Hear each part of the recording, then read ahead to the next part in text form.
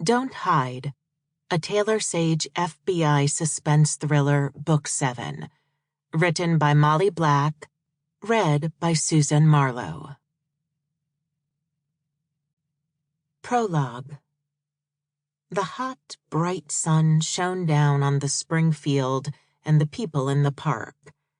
David felt the heat of Gary's hand brush against his own, and he smiled, heat rushing to his cheeks. He'd only lived in Washington, D.C. for a little over a week, and he was already part of a community here. These people were really growing on him, especially Gary.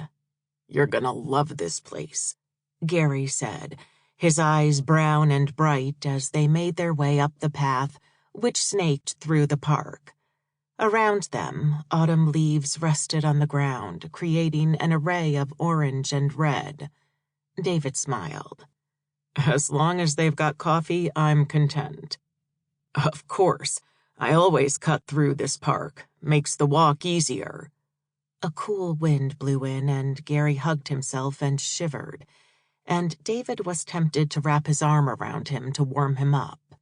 "The less time outside when it's this cold, the better." David looked around the park.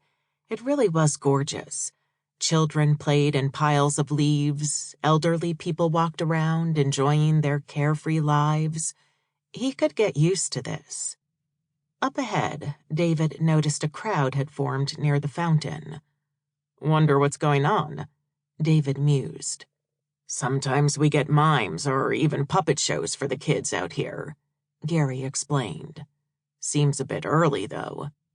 They gravitated toward the crowd.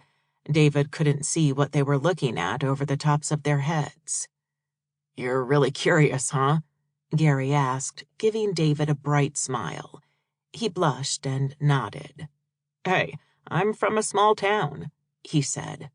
"We never got much action there. I'd love to see a mime or something." Gary hooked his arm to David and pulled him toward the crowd, grinning. David couldn't help but smile, teeth and all. They were two men in their early 30s, but he felt like a kid again. As they made their way to the crowd, David heard voices, whispers. They pushed through a group of onlookers. "What the hell is this?" someone said, sounding disgruntled. "Pretty creepy performance art," someone said. "Hey, asshole, there's kids around." Anxiety grew inside David as they pushed to the front of the crowd, breaking through. And that was when they saw it. Sample complete. Ready to continue?